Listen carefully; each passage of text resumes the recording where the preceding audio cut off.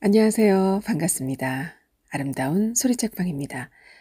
오늘은 2017년 경향신문 신춘문예 당선작이에요. 남궁지혜 작가의 신다를 읽어보겠습니다. 함께 감상해 보실까요? 신다. 남궁지혜. 그러니까 그게 꼭 내 손처럼 보인다는 건 아닌데 사람 손같이 보이긴 해. 엄청 빠르게 앞다리살을 조지니까 그런 생각도 잠시지만 난 정말 놀라. 듣고 있어, 신다? 내 손 같다는 말은 아니야. 발이라면 모를까. 넌 좀 통통한 편에다가 발톱도 이상하게 나잖아. 조금만 오므리면 고리에 걸려 처진 앞다리처럼 보여. 그렇다고 내가 족발 같다는 건 아니고. 신다? 등을 보인 채 누워있던 신다가 대답 대신 몰어 누웠다. 나는 신다의 축축한 팔뚝에 입을 맞춘 채로 가만히 창밖의 공장 기둥들을 쳐다봤다. 신다, 내가 너 때문에 일한다는 건 알고 있어? 신다는 또 대답이 없었다. 오늘부터 열대야라는 것을 뉴스로 본 뒤로 좀처럼 기분이 좋아질 기미가 보이지 않았다. 너는 모르잖아. 낮이 얼마나 더운지. 2시간 전에 이 두 마디를 한 게 전부였다. 난 그 이기적인 주둥아리에 먹던 김치를 쑤셔 넣고 싶었지만 정작 쑤셔 넣은 것은 축축한 살덩이뿐이었다. 신다가 더는 못 참겠다는 듯이 일어났다. 늘어난 살집들은 동물원에서 나는 냄새를 풍겼다.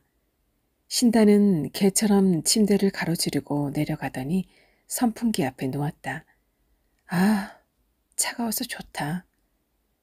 신다는 닫혀있던 입을 그제야 열고는 나를 쳐다봤다. 날 바라보는 눈이 간만에 뚜렷했다. 평소에 무기력하고 맹하기만 했던 그런 눈이 아니었다. 교육원 보내줘. 나는 손을 뻗어 스탠드 쪽에 올려두었던 손톱깎이를 가져왔다. 날이 선 집게로 엄지 밑 부분에 공처럼 난 누런 굳은 살을 잘랐다. 이제 조금만 있으면 이 성가신 것들을 다 잘라낼 수 있을 것 같았다. 신다는 그런 날 가만히 올려다보고만 있었다. 뭘 배우고 싶어서 그러는데? 나는 신다의 얼굴에 침을 뱉고 싶었다. 정신 좀 차리라고 하고 싶었다. 넌 내가 어떻게 일하는지 알면서 이럴 순 없지 않느냐고 소리 지르며 발로 차버리고 싶었다. 만약 그렇게 된다면 신다는 정말 돼지처럼 쿠엥 따위의 소리를 지르며 굴러갈 것도 같았다. 그건 그거대로 웃기겠지. 나는 실실대며 계속해서 굳은 살들을 정교하게 오렸다. 빳빳한 누런 살들이 이불 위로 떨어지는 동안 신다의 대답은 또 느려지기 시작했다. 한번 대답이 나오는 것도 어쩜 돼지같이 느리지. 모든 게 실증이 났다. 문장. 타이머를 해놓은 선풍기가 다 꺼질 때쯤 신다가 대답했다. 회전을 멈춘 선풍기의 날들이 제자리를 찾기도 전에 신다는 1시간으로 타이머를 다시 맞추곤 나를 올려다보았다. 전에 시도 때도 없이 자기만 해대는 신다에게 전기세가 아까우니 꼭 선풍기에 타이머를 맞춰 놓으라고 했었다. 그 뒤부터 한 번도 빠짐없이 타이머를 맞춘다. 그래서 여름에는 타이머가 돌아가는 소리가 시계 초바늘 소리보다 크다. 어쨌든 터무니없는 신다의 말에 대충 딴청을 피우며 중얼거렸다. 아, 열대야라고 했었나? 하루의 반을 냉장고 같은 공장 안에서 보내는 내가 그런 것 따위를 알 리가 없었다. 이불 위에 떨어진 내 굳은 살들을 하나씩 주워 담으며 물었다. 왜? 몽골 이야기라도 쓰고 싶어? 몽골 아니고 내 몽골이라니까? 그래봤자 탈북 이야기밖에 할 줄 모르면서. 다른 이야기도 알아. 왼손에 담은 딱딱한 살점들을 버리려고 침대에서 몸을 일으켰다. 내 몸집마다 신다의 시선이 움직였다. 펑퍼짐한 엉덩이를 괜히 발로 한번 차곤 냉장고 옆에 놓인 쓰레기통에 손을 털었다. 느긋하게 냉장고에서 물통까지 꺼내 목을 축이곤 침대 위로 올라가 이불을 덮었다. 신다는 밑에, 나는 위에. 원래부터 그 자리가 자기 잠자리인 것처럼 신다의 얼굴은 편안해 보였다. 당분간은 침대 위로 올라올 일이 없을 것 같았다. 적어도 열대야가 끝나기 전까지는 그럴 것이다. 침대에 누워 다시 창밖을 보며 신다를 등졌다. 신다가 따지듯이 물었다. 교육원에 보내줄 수 있냐고. 장학금도 있댔어. 가만히 있어도 땀이 흐르는 열대야였지만 난 이불을 가슴께까지 올리고 몸을 말았다. 몇 시간 후면 다시 공장으로 나가 돼지를 해체시켜야 했다. 굳은 살이 배긴 내 손에 철 장갑도 두르고 칼로 돼지의 앞다리와 몸통을 잘라야 했다. 나의 돼지년, 신다가 좋아하는 항정살과 삼겹살도 모두 내 손에서 구분돼야 비로소 상품이 되어 출고가 되는 거다. 하루 7시간을 꼬박 서서 칼질만 해대다 보면 이게 내 손인지 저게 족발인지 옆 사람이 돼지인지 알 수 없는 지경이 종종 온다. 그래서 처음에는 옆 동료를 몇 번 찌르기도 했다. 지금이야 경력이 10년을 넘어서는 만큼 그런 아마추어적인 실수는 하지 않지만 어린 20대 친구들이 발골사가 되겠다고 칼질하는 모습들을 볼 때면 내 칼에 찔린 채로 손질을 멈추지 않던 그 친구가 기억난다. 당시 나를 황당하게 보면서 칼로 갈비뼈를 쳐대며 작은 살점 하나 놓치지 않으려고 했던 모습이 너무 웃겨서 참을 수가 없었다. 너 칼에 상처 났어. 알고는 있는 거야? 하얀 소독복의 팔뚝 부분이 온통 빨갛게 될 때까지 나는 계속 그렇게 웃었고 그 친구는 갈비뼈를 마저 분리시키고 공장 밖으로 나갔다. 그리고 지금의 나는 가끔씩 그 친구가 어디서 또 누구를 위해 돼지를 자르고 갈비뼈를 쳐댈지 문득 궁금해지곤 한다. 그러니까 아무것도 할 수 있는 게 없고 늘어지도록 잠을 자며 밥을 축내는 저 돼지가 뭐라고. 나는 이토록 신다 너를 버릴 수 없는 건지 모르겠다. 우리가 만난 건 재작년 2월이다. 나는 당시에도 발골사를 하고 있었다.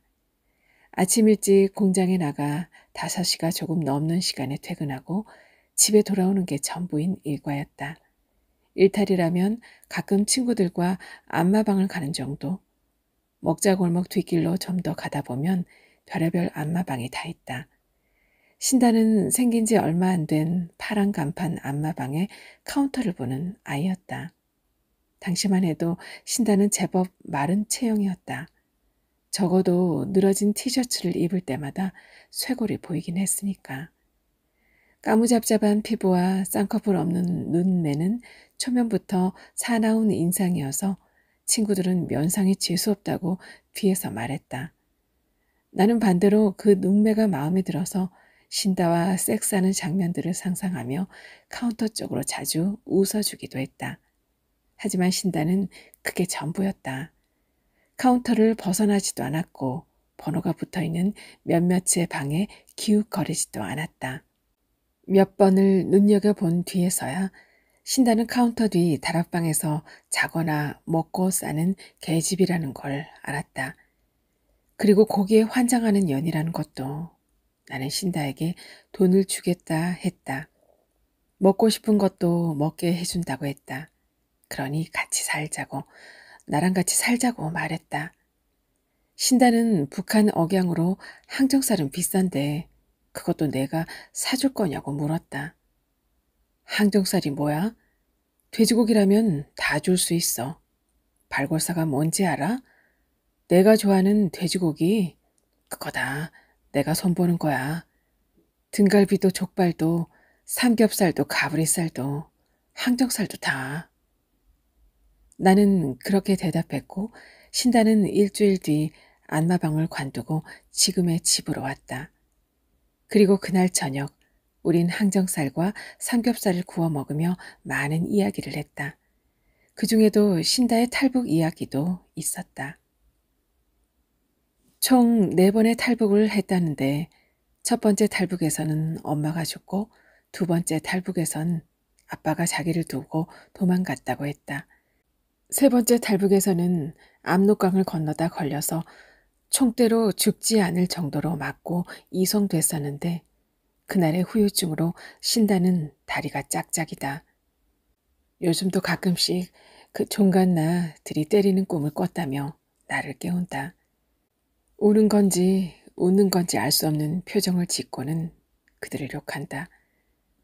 나는 그럴 때마다 신다의 손을 잡고 넌 이렇게 살아있으니 다행이지? 나 없으면 넌 어떻게 고기를 먹고 이렇게 뜨신 곳에 잠도 자냐?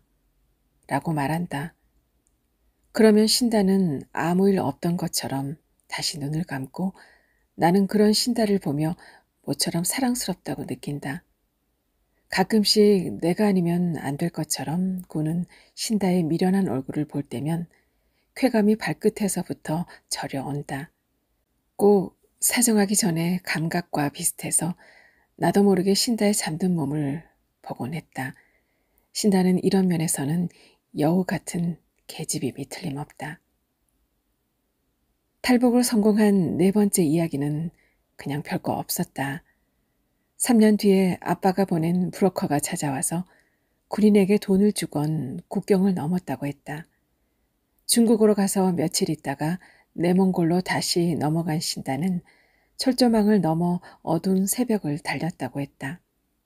북두칠성을 보고 가란 말에 이틀을 꼬박 달리며 하늘만 봤는데 밤만 되면 추워서 견딜 수 없었고 낮에는 더워서 참을 수 없었다고 했다. 그러다 한 원주민이 사는 집을 발견하고 일주일 뒤에 봉고차를 타고 한국 대사관으로 갔고 그렇게 한국에 왔다고 했다. 아빠는 만났어? 당시 신다는 쌈을 싸면서 대답했다. 아니, 한 번도. TV에서도 몇 번이나 보던 탈북 이야기는 지긋지긋했으므로 나도 더 이상 묻지 않고 술잔을 채웠다. 그날 먹은 고기가 죽여줬지. 언젠가 내가 그 말을 했을 때 신다는 고개를 끄덕이며 말했다. 이 집에 처음 온 날? 맞아, 죽여줬지. 죽여줬는데 기억이 안 나. 내가 너한테 어디까지 말했더라? 신다는 한참이나 그 말을 중얼거리다가 다시 사막 이야기를 꺼냈다. 생각이나 해봤어? 광활한 사막을 별 하나만 보고 달린다는 게 어떤 건지 생각이나 해봤냐고. 아무도 없어. 너 혼자 그 모래 언덕을 넘고 또 넘는 거야. 사실 몰라. 저 너머에 뭐가 있는지는. 누군가가 말은 해줬지만 아무리 달려도 보이지 않으니까 달리기만 하는 거야. 그래서 무섭고 두려운데 그만큼 아름다운 거지. 황홀하기도 하고 좌우를 바라봐도 지평선만 보이는 순간들이.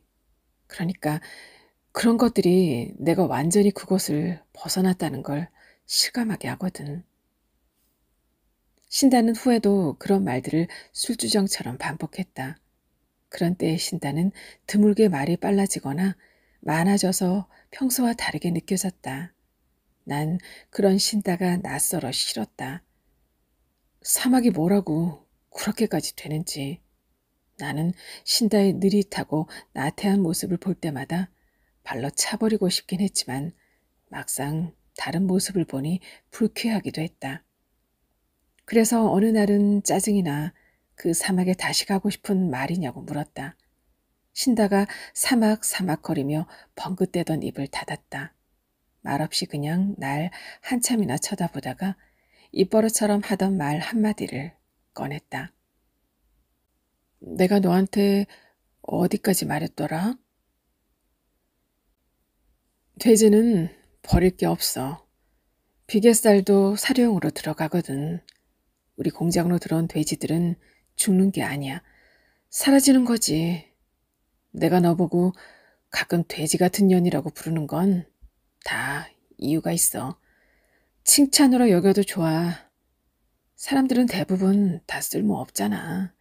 넌 그런 사람들과 달라.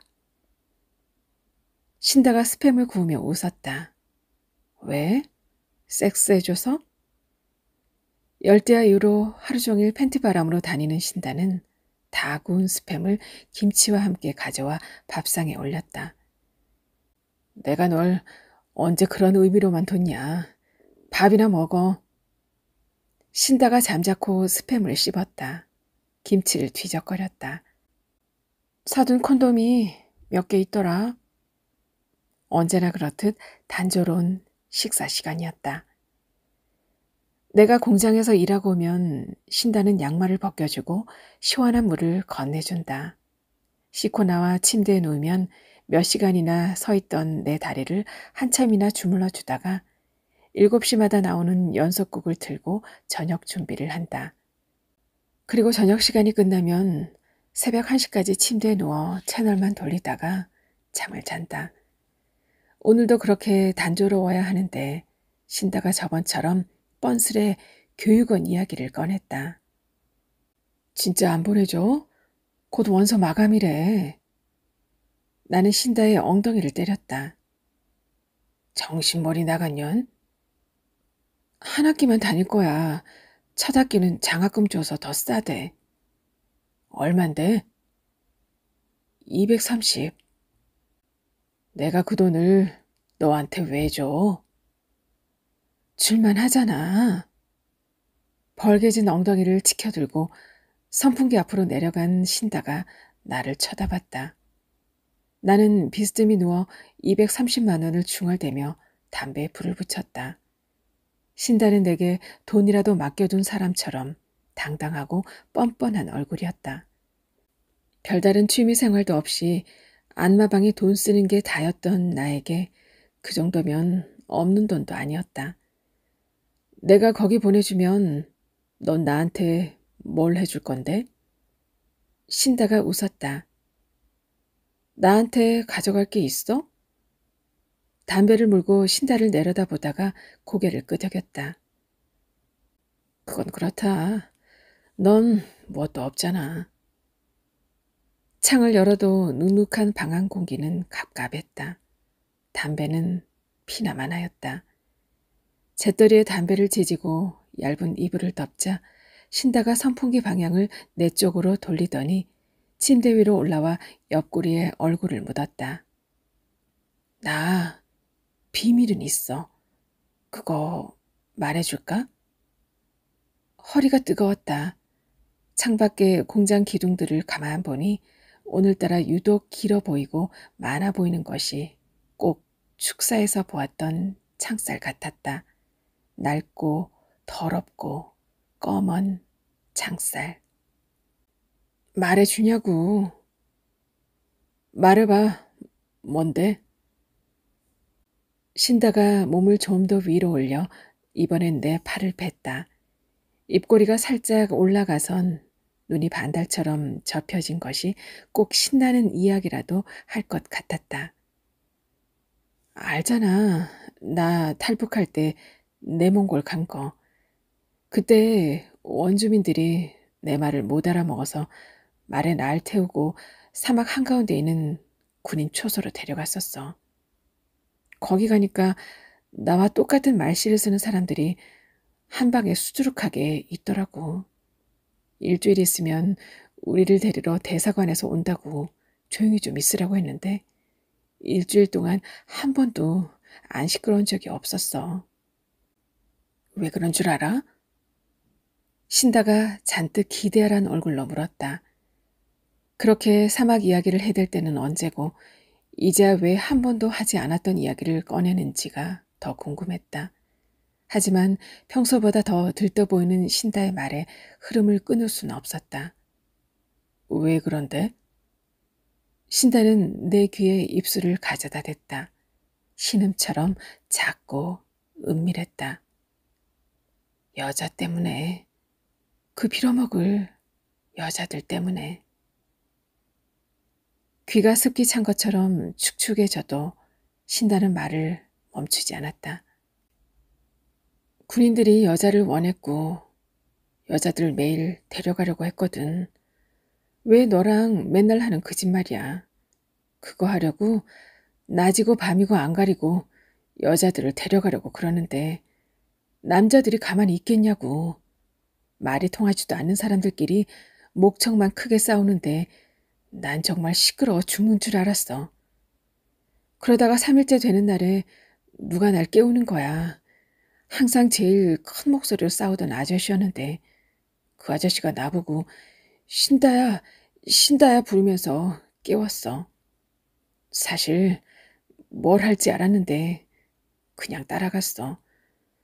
사막을 그렇게 뛰었던 이유를 읽고 싶지 않았거든. 나는 어떻게든 한국에 가고 싶었으니까 그냥 아무 말도 하지 않았어. 말을 안 들으면 군인들이 금방이라도 날 총대로 때리거나 북에 넘겨버릴 것 같기도 했고. 그래서 아저씨 손잡고 군인들이 있는 방으로 갔지. 그리고 그 짓을 했어.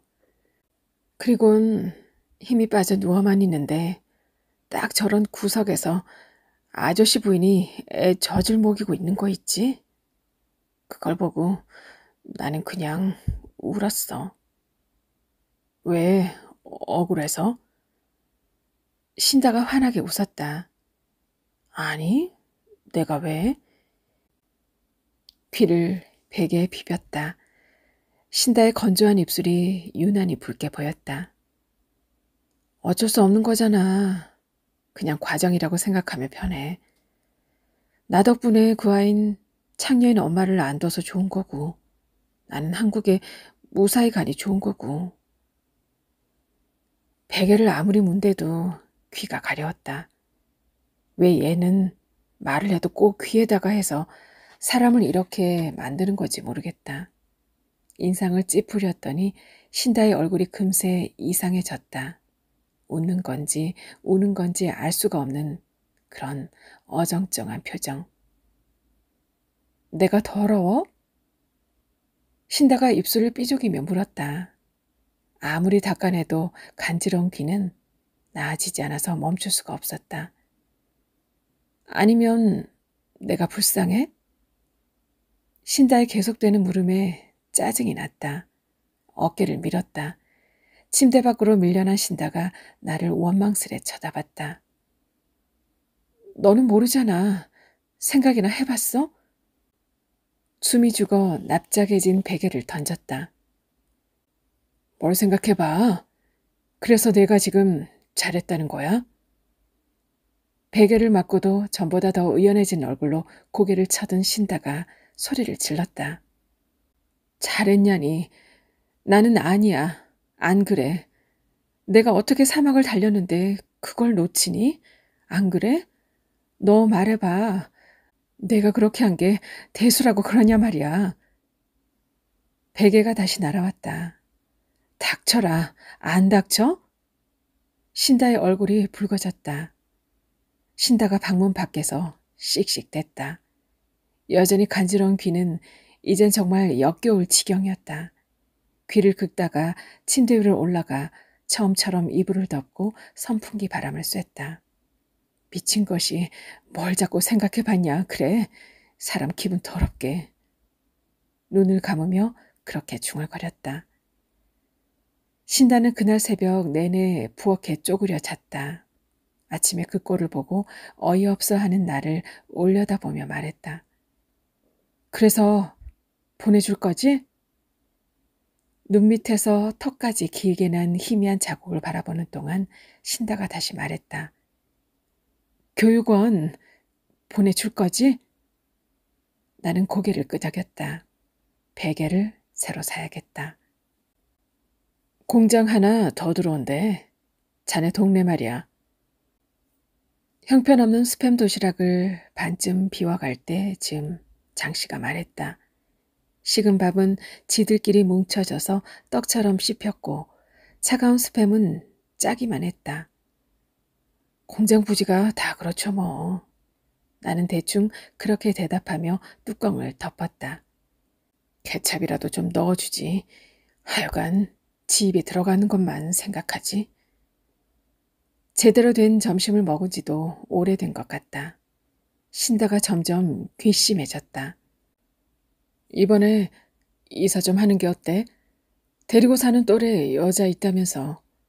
양가 부모님한테 손이라도 벌려서 이사가.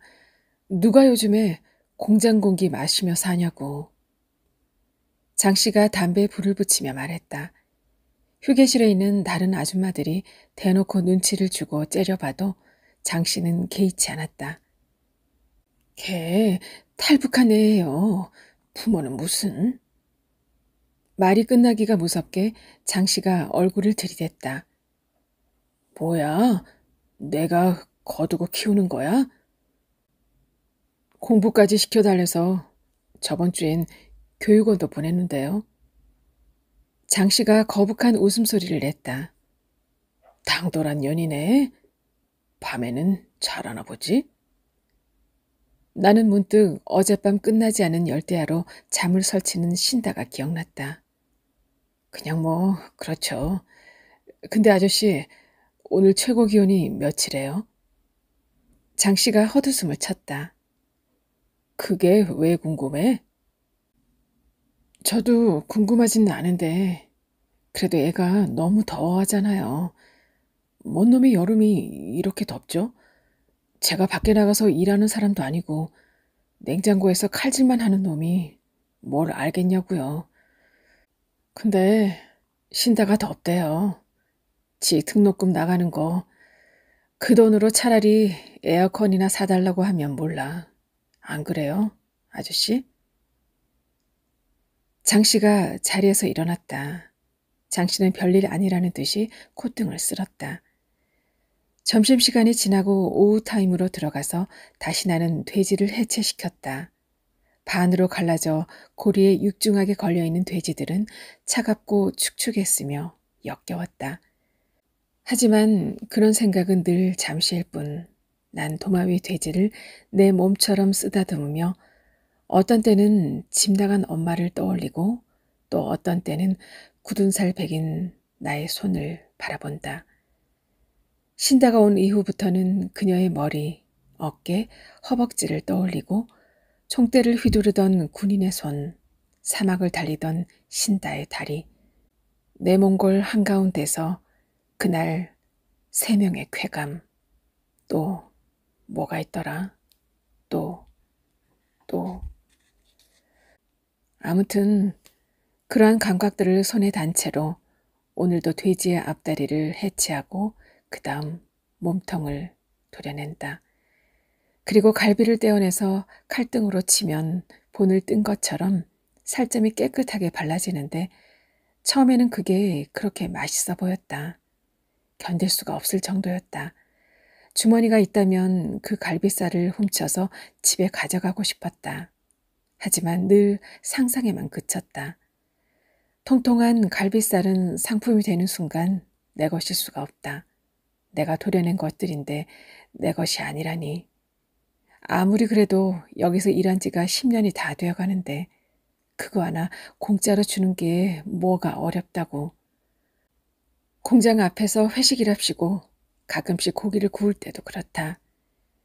비계살 많은 삼겹살들만 내와서는 먹는 내 속이 부대껴서 참을 수가 없다. 아니, 사 먹으라면 사 먹을 수야 있지. 내가 돈이 없어서 그러는 게 아니다. 부족해서 그러는 게 아니다. 다들 인정들이 없다. 이거다. 이미 상품화된 진공팩 하나 못 뜯어서 B급이나 내오는 꼴이라니. 죄송합니다. 선배님 지금 팔이 언제 한 번은 그 고기 좀 직원 할인가로 팔 수 없냐고 물었는데 장 씨를 포함한 다른 직원들이 별 미친놈 다 보겠다며 웃었다. 직원 할인가를 어디서 찾아? 나는 그 말을 듣고 종일 얼굴이 화끈돼서 참을 수가 없었다. 4대 보험은 해주면서 그건 왜 못 해준대? 야, 괜찮아? 그만해. 너 지금 칼에 상처 났어. 알고는 있는 거야? 그러면 내가 잘라낸 그 많던 돼지의 부위들은 도대체 어디로 가는 것인가? 내가 먹기도 전에 그렇게 어디로 다들 빠지냐? 이 말이다. 아, 팔뚝이 뜨겁다. 너무 더웠다. 나는 개처럼 헥헥거렸다. 후덥지근한 공기는 집에 와서도 똑같았다. 병원에서 꿰맨 팔뚝은 마취가 풀릴수록 화끈거렸다. 쉰다? 쉰다가 보이지 않았다. 교육원에 다닌 이후에도 내가 퇴근하기 전에는 먼저 집에 와 있었기 때문에 이런 한적한 느낌은 오랜만이었다. 쉰다? 나는 다시 한번 쉰다를 불렀다. 하지만 화장실에도 쉰다는 없었고 방에도 쉰다는 보이지 않았다. 시간은 이제 겨우 2시가 돼가고 있었다. 방에 들어가 선풍기를 켰다. 열린 창문으로는 공사 소리가 크게 들렸다. 평소라면 도저히 들을 수 없는 소음들이 감당할 수 없을 만큼 나를 괴롭혔다. 시끄럽고 덥고 짜증났다. 옷을 벗어 던지고 속옷 차림으로 전에 쉰다가 누웠던 대로 선풍기 앞에 누웠다. 욱신대는 팔뚝은 조금만 움직여도 바닥과 맞닿았다. 나는 인상을 찌푸리고 욕을 했다. 나에게 상처를 준 주제에 지가 더 아픈 표정으로 손을 떨던 그 자식도 짜증났고 이 자리에 없는 신다에게도 화가 났다. 공부를 한다는 말이지. 내가 이렇게 한낮에 냉장고 같은 공장에서 돼지 갈비뼈나 쳐대는 동안 너는 고작 글이나 쓰며 있다 이 말이지. 발끝에 걸리는 옷가지를 걷어찼다. 상스러운 욕이 입에서 튀어나올 때마다 기분은 조금씩 나아졌다. 생각해보면 칼에 상처가 나는 것도 별거 아니었다. 순식간에 꽂히는데 아프지도 않았다. 피가 날수록 오히려 손에는 힘이 들어갔다. 상처가 난 건 나인데 사람들은 그 자식에게 괜찮냐며 등을 토닥였다. 처음엔 다 그래. 그렇게 배우는 거지 뭐. 도마 위에 장갑을 벗어 던졌다. 축축한 왼팔로 나가는 내 등 뒤에서는 얼른 다시 시작이나 하라며 한씨가 소리쳤다. 그 말은 꼭 나를 대신할 사람은 언제든지 있다는 것처럼 들려서 쉽게 발이 떨어지지 않았다. 그러나 내게서 공장을 빼면 무엇이 남는단 말인가. 참을 수 없이 덥고 습한 공기는 선풍기로도 감당이 안 됐다. 자리에서 일어나자 바닥은 내가 누운 자리 그대로 축축해져 있었다. 나는 화장실로 달려가 무작정 차가운 물을 끼얹었다. 팔뚝은 이제 완전히 마취가 풀려 뜨겁고 따가웠다. 괴성이 절로 나왔다. 내가 지르고 싶어서 지르는 게 아니었다.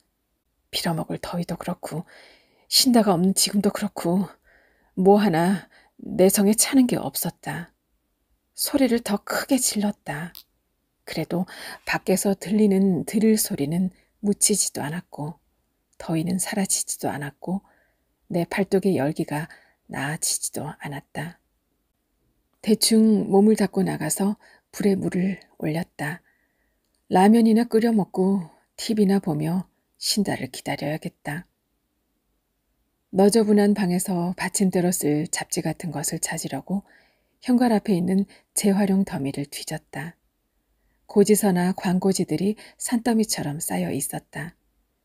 그 중에서도 대출 광고지가 많았는데 유독 이 동네는 음식점 광고보다 대출 광고가 훨씬 많이 날아오는 편이었다.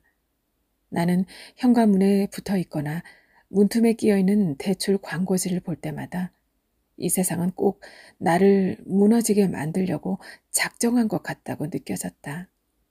그때마다 나는 돼지를 먹고 살 정도로 넉넉하다고, 그러니 작작 좀 하라고 누군가의 뺨이라도 때리며 말하고 싶었다. 저번에는 진짜 그렇게 말하고 싶어서 전단지 알바생을 현관 앞에서 하루 종일 기다린 적도 있었다. 신다는 그런 내게 문틈으로 고개를 내밀고 진지하게 물었었다. 교대할래? 오면 때려줄게. 뺨만 때리면 되는 거지? 그럴 때 신다는 사랑스러운 여자임이 틀림없다. 끓는 라면 소리에 광고지 몇 장을 깔고 냄비를 내려놓았다. 마트에서 사둔 반포기 김치도 꺼냈다. 내가 끓인 라면은 오랜만이었다. 원래 이런 건 다 신다가 하는 거다. 먹고 재워주니 이런 것쯤은 걔가 하는 게 맞다. 어디쯤일까? 라면이 맛없다. 왜 일찍 안 다녀서 팔뚝도 아픈 사람을 라면 끓이게 하는 건지 모르겠다. 역에서 이 근처로 오는 버스는 93번밖에 없으니 아마 지금쯤 그걸 타고 있을 텐데 걔는 버스를 타면서도 생각이란 걸 할까? 뭐 어쩌면 오늘 배운 것들을 곱씹을 수도 있겠다. 아니, 아니다. 걔는 그냥 허울 좋게 다니는 것이나 다름없으니 저녁을 뭘 먹을지에 대해서나 생각하겠지. 미련하고 멍청하기만 해선. 어쩌면 버스가 폭발할지도 모르고 다른 차가 돌진할지도 모르는데 그렇게 되면 저는 깔릴 것인지 튕겨나갈 것인지 그런 사소한 근심이라도 달고 살 줄도 모를 것이다. 세상 편한 줄만 아는 그런 여자. 아, 하지만 정말 신다가 탄 버스가 폭발당하거나 다른 차가 돌진하면 신다가 영영 이곳으로 돌아오지 않는다면 그럼 나는 교육원에 가서 일단 환불이 되는지부터 물어봐야 하나? 아니다. 그게 중요한 게 아닐지도 모른다. 신다가 돌아오지 않는다는 건 혼자 고기를 먹으며 살아야 한다는 말이고 그럼 나는 이 집에 혼자 남겨져 저 선풍기 앞에 누워있는 누군가를 위해 발을 피할 이유도 없어진다. 내 다리는 누가 주물러 주고 차가운 물은 누가 건네주나? 아니, 아니다. 정말 중요한 건 그게 아니다. 나는 신다를 왜 데려왔지? 그 파란 간판 밑에서 일광욕처럼 조명만 쬐던 년을 왜 데려왔지? 가늘고 작은 눈을 한 주제에 항정살 같은 비싼 고기를 먹을 줄만 아는 그런 여자를 왜 데려왔던가? 뜨거운 라면이 식는 동안에도 나는 계속해서 생각했다. 차가운 돼지를 만지고 온 내 손을 유일하게 쓰다듬을 수 있는 여자는 누구지? 또 나와 같이 잠을 자줄 여자는 누구였는지도. 깨끗하게 비운 냄비를 그대로 두고 병원에서 준 약을 먹었다. 내 꼴을 보면 쉰다는 뭐라고 할까? 이기적인 내니까 일은 나갈 수 있냐고 물을 게 뻔했다. 93번의 배차 간격이 어떻게 되더라? 평소 내 퇴근 시간이 다가오는데도 쉰다는 나타나지 않았다. 방으로 들어가 아무렇게 널브러진 원고지들을 발로 쓸었다. 신다는 글을 쓰기 시작하면서부터 방 곳곳에 자신의 원고를 버리듯이 놨는데 아무리 잔소리를 해도 나아지지 않았다. 원고지를 발로 차버릴 때마다 그냥 굼뜨게 일어나서 주울 뿐이었다. 이게 다 교육원 때문이다. 그게 뭐라고 신다는 펜을 들고 새벽 내내 알토로 글을 쓰고 자다가도 일어나 미친 사람처럼 무언가를 적는단 말인가. 보물찾기라도 하듯이 널브러진 원고지들을 모아 하나로 묶었다. 그리고 퍼즐처럼 순서를 맞췄다. 단순히 뭔 내용을 갖고 썼는지만 알아내서 신다를 놀릴 생각이었는데 읽다 보니 머리만 아팠다. 삼류 같은 내용이나 다름없었다. 시작부터가 골 때렸다. 웃음밖에 나오지 않았다.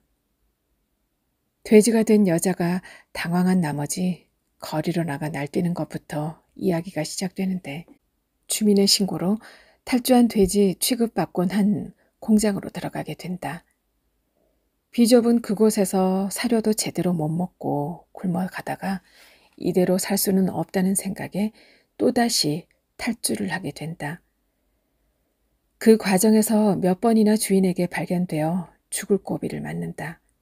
채찍질을 당하며 자신은 왜 돼지가 되었는가를 몇 번이고 생각하는데 별다른 정의는 딱히 내려지지 않는다. 그냥 여자는 돼지였나 보다. 아니 그럼 애초에 왜 여자는 돼지가 되어버린 것인가? 돼지면 돼지인 거지. 아무튼 그 탈주한 돼지는 어느 날 한 남자를 만나게 되는데 그 남자는 자신의 아파트로 데려와 돼지를 열심히 살찌운다. 돼지는 자신의 살집이 전보다 더 두툼하다는 것을 느끼며 코앵거린다.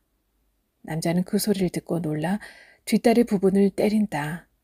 닥쳐, 안 다쳐? 코앵, 뭐 이런 대화들.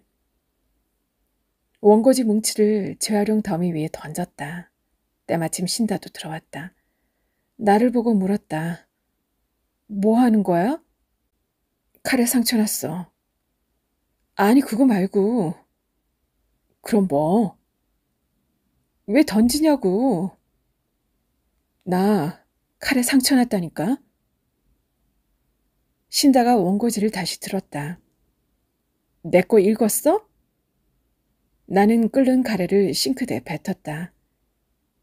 요즘엔 그게 소설이라고 쓰냐? 신다가 인상을 찌푸렸다. 별 바보 같은 소설이 다 있다고 감상평을 말했다. 그날 새벽 내내 신다는 방에 들어오지 않고 부엌에서 글을 썼다. 글을 썼는지도 모르겠다. 펜으로 뭔가를 적었다. 뭔가를 그렇게 하염없이 적기만 했다. 그날 새벽 나는 처음으로 열대야를 실감했다. 신다의 말대로 더워서 참을 수가 없었다. 신다는 그날 이후로 도시락에 스팸을 더 이상 넣지 않았다. 대신 김치볶음밥이나 김밥 같은 것들이 들어있었다. 공장 사람들은 내 팔뚝에 안부를 묻기보다 새로 들어오는 공장이 어떤 공장인지에 대해 물어봤다. 소문으로는 모 대기업의 반도체 공장이라는 말도 있는 모양이었다. 하지만 완공까지는 1년이나 남았다는데 무슨 공장 하나를 완공하는데도 그렇게 시간이 걸리는지 모르겠다. 장 씨의 말대로 이사를 가는 게 낫겠다. 낮에 들리는 소음은 도저히 들을 게 못 된다. 창밖으로 보이는 공장들도 지긋지긋하다. 조만간 부동산이나 들려 시세나 알아봐야겠다. 아침에 신다가 곧 소설이 완성된다고 했다. 그게 끝이 아니었냐고 물으니 아니라고 했다. 그럼 끝나는 날 고기를 먹자고 했다. 나름 축하한다는 의미로 한 말이었다. 신다가 웃었다. 아, 싫어. 왜 싫어? 고기 먹자니까. 신다는 내 쪽을 쳐다보지도 않고 속옷을 빨았다. 그 꼴을 보자니 쪼그려 앉은 폼이 궁상맞아 보여서 다가가서 엉덩이를 툭 쳤다. 신다는 그대로 빨간 타일 위에 넘어졌다. 너 어제 다리도 왜 안 주물러줬어? 아무렇지 않게 머리칼에 묻은 하얀 거품을 닦아내고 다시 쪼그려 앉았다. 축축한 속옷을 쥐었다. 내 말 무시하지 말고 말해봐. 고기는 왜 먹기 싫고 다리는 왜 안 주물러 주고 그러냐니깐? 신다가 빨래비누로 팬티를 문대면서 거품을 냈다. 화가 났다. 사람을 앞에 두고 이렇게 무시할 수 있나? 출근이고 뭐고 중요한 건 그게 아니었다. 어쩌면 이게 다 교육원 때문일지도 모른다. 아, 아니다. 소설 때문이다. 그 빌어먹을 소설 때문이다. 나는 곧장 욕실을 나가서 원고지를 찾았다. 방 안에 그렇게 돌아다닐 때는 언제고 한 장도 보이지 않았다. 글 같지도 않은 걸 써대는 주제에 처먹으라는 대로 처먹지도 않고 내가 알던 신다가 아니었다. 방 안을 뒤지면서 종이 쪼가리를 찾았다. 이거야? 이거야? 나는 종이라면 보이는 대로 다 들어서 신다에게 물었다. 내가 쓰던 거 어디 있어? 그제야 붉어진 얼굴로 욕실을 뛰어나온 신다가 내 허리를 끌어안았다. 기묘했다. 어지러웠다. 신다의 어깨를 밀었다. 글 어디 있냐니까?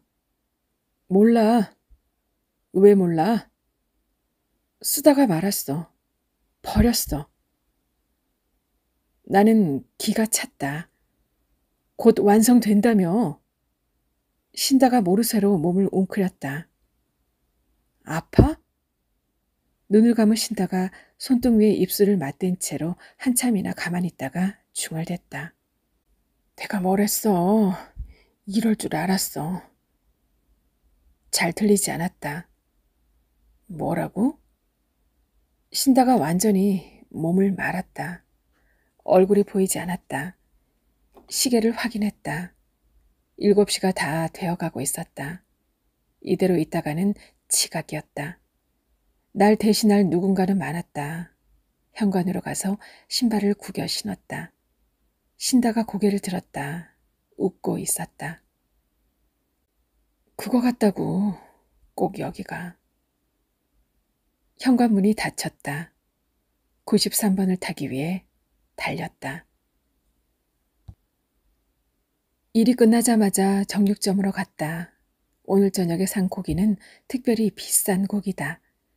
신다가 좋아하는 항정살로만 샀다. 아침 일은 전에 말했던 것처럼 정말 앞다리처럼 보여서 찼다고 하면 신다는 이해해 줄 것이다. 항상 돼지 같은 년이라는 말을 들었으니 그럴 수도 있겠다 하고 넘어갈 것이다. 고기를 구워주며 이사를 가자고도 해야겠다. 에어컨도 옵션으로 달린 빌라로 알아보자고 하면 모든 건 금세 잊고 좋아할 것이다. 서둘렀다. 버스에서 내리자마자 달렸다. 달리면서 신다와 비슷한 여자를 본 것도 같았다. 그러나 통통한 계집이 어디 한둘인가. 신다와 같은 여자들은 많았다. 현관문 앞에 붙여진 광고지를 대충 떼어내며 웃었다. 사랑스럽던 신다의 모습들이 하나 둘씩 생각났다. 이사를 가면 이런 광고지들도 없는 곳으로 가야겠다. 문을 여니 깜깜했다. 밤이라 그렇다 쳐도 깜깜했다. 신다? 불을 켰다. 훤히 열려있는 욕실에는 젖은 팬티 하나가 있었다. 비누 냄새가 났다. 방에도 불을 켰다. 신다! 선풍기가 없었다. 신다의 물건을 찾으려고 서랍을 뒤졌다. 찾아보니 신다의 물건이 애초에 무엇이었는지도 기억이 나지 않았다. 처음에 어떻게 왔었던가? 짐이 있었던가? 속옷은 어디에 두었고 옷들은 어떤 것이었던가? 잠시 침대에 앉아서 주변을 둘러봤다. 내 방이었다. 변한 건 없었다. 없어진 건 선풍기 하나였다. 아니, 아니다. 없어진 건 선풍기 하나가 아니다. 그래, 없어진 건 선풍기 하나가 아니다. 아침에 너무했나? 그렇다고 발로 차버리는 것은 정말 아니었나? 그래, 아무리 그래도 그건 아니었다. 내가 잘못했다. 그런데 그게 그렇게 잘못했나? 평소처럼 넘어갈 수 있는 것인데 사막에서도 잘 버텨온 애가 발로 맞았다고 이 집을 나간다는 게 말이 돼? 꽃뱀이 따로 없다.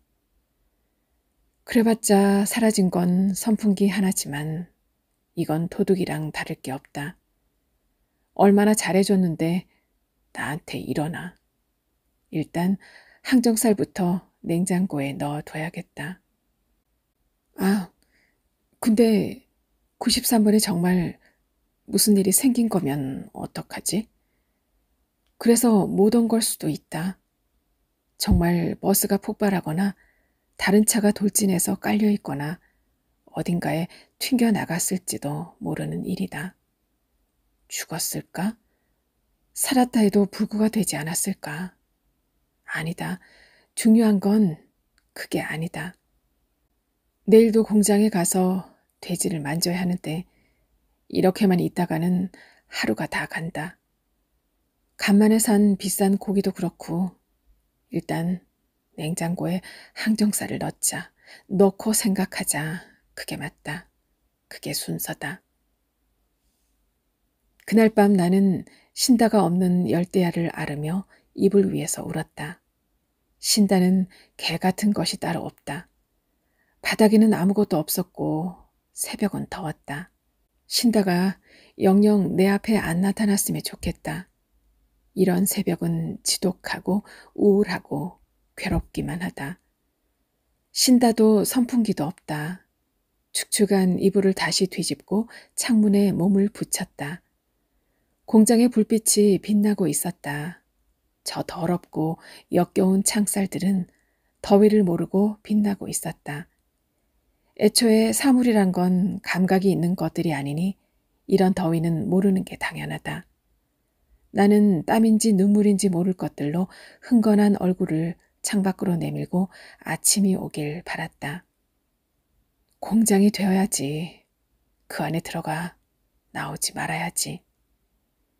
돼지들만큼 완벽한 것들은 없다. 내게 돈을 주는 것도 돼지고 돈을 쓰게 하는 것도 그 돼지다. 돼지들을 사랑해야지. 더할 나위 없이 완벽한 돼지를 만들어야지. 멍청한 사람들은 그걸 모른다. 신다도 그걸 몰라서 그렇게 뛰쳐나갔다. 또 누군가에게 궁상맞은 사막 이야기나 하며 어디선가 고기를 먹고 있을 게 뻔하다. 그년이 우리 엄마와 다를 게 뭔가? 엄마도 누군가에게 다리나 벌리며 과정이라 여기고 있을까? 어느 사막을 달리고 있을지는 모르지만 엄마가 뛰쳐나간 그날의 사막에 왜 나는 데리고 나가지 않았을까? 아, 나는 다시 더위에 잠겨 흐느꼈다. 내게도 달릴 사막이 있으면 얼마나 좋아? 나는 신다의 살레가 배긴 베개를 허벅지 사이로 비비며 울었다. 텁텁한 갈증이 날 더 괴롭게 했지만 어째서인지 일어날 힘이 없었다. 그러고 보니 사막의 선풍기를 가져가서 뭘 하려고 신다? 뒤늦게 든 생각에 몇 번이고 물었지만 들려오는 대답은 없었다. 이불의 감촉도 이젠 부드럽지 않았다. 까슬하고 따가웠다. 신다, 대답해봐. 이게 다 무슨 소용있어. 하지만 신다는 끝까지 돌아오지 않았다. 다음 날 나는 입은 도체된 돼지들을 평소와 같이 칼로 목살을 자르고 삼겹살을 도려냈다. 칼날을 세우고 살결을 가를 때마다 신다의 끄끄대는 소리를 들었다. 족발 같다며 놀렸던 통통한 손등이 고리에 걸려 먹음직스럽게 흔들렸다. 나는 앞다리부터 도려내 작업대에 올렸다. 나는 그런 걸 봐줄 여유가 없었다. 조금만 지체해도 육질이 달려져서 등급이 떨어진다. 이게 신다 다 너를 위한 일이야. 그렇게 말하며 앞다리에 붙어있는 항정살을 떼어냈다. 신다의 뼈가 하얗게 드러났다. 그건 생각보다 더 흥분되는 일이었다. 사막을 뛰던 년이라 그런지 지방층이 생각보다 별로 없다. 차갑고 축축한 몸으로 하얀 작업대 위에서 늘어졌다. 아, 차가워서 좋아. 신다의 마지막 유언과도 같은 말이었다. 그 말을 들으며 오늘의 열대야는 또 무슨 수로 견뎌야 하나 싶었다. 네, 남궁지의 작가의 신다 잘 감상하셨나요? 이어서 작가의 당선 소감을 함께 하겠습니다. 이 순간을 기다렸다. 당신에게 가장 먼저 하고 싶은 말이어서 이 순간을 기다렸다. 당신이 나에게 보여준 지난 날들의 환상, 그건 누구도 믿을 수 없는 것이어서 나만 간직하고 살아온 나날들이었다. 세상 모든 이들이 당신을 거짓이라 보아도 나는 당신을 안다. 나 홀로 여기서 설 수 없다. 당신을 사랑한다. 감사한다. 우울한 나의 때에 절정이 찾아왔다. 소설을 쓰며 한 번도 안 괴로운 적이 없었다. 많이 외로웠고 갈급했다. 그런 나날들이 무색하게 나는 또 글을 쓰기 위해 펜을 들었다. 어느 새벽은 울고 어느 새벽은 웃으며 그렇게 글을 썼다. 뮤즈는 어디에도 없었다. 내가 사랑하는 사람들과 사랑해야 하는 사람들이 오로지 소설을 쓰게 하는 이유였다. 그럴 때마다 절실하지 못한 내가 부끄러웠다. 모든 사물들이, 감각들이 그렇게 말하고 있었다. 보통의 크리스마스를 보낸 새벽, 지금도 여전히 실감하지 못한 채로 글을 쓴다. 나를 참 사랑하는 우리 엄마, 힘들어서 포기하겠다는 말 함부로 해도 엄마가 날 위로하고 믿어줬던 날들 기억해. 내가 쓴 시를 들고 다녔던 우리 아빠, 뒤처지고 느렸던 저를 묵묵히 기다려주셔서 감사합니다. 누가 뭐래도 내 편이자 내가 사랑하는 이모 엄마, 이모부도 정말 감사해요. 제게 더할 나위 없는 광주대 문예창작과 교수님분들, 그리고 제 작품을 꼼꼼히 봐주시고 문장 하나 놓치지 않으시는 이기호 선생님께도 감사드립니다. 나는 늘 너희 곁이었으면 좋겠다. 스레 수연아, 부끄러울 정도로 좋은 말만 해주던 효정이 희선아, 더 유치해지고 찬란해지자. 수인아, 경미야, 만나서 다행이야. 혜미 언니, 효빈아, 그리고 새벽마다 같이 글 쓰러 진월동을 오르던 우리 임효정까지 내겐 참 과분한 인연들인 것 같아서 가끔씩 여기가 정말 내 자리인가 싶을 때가 많다.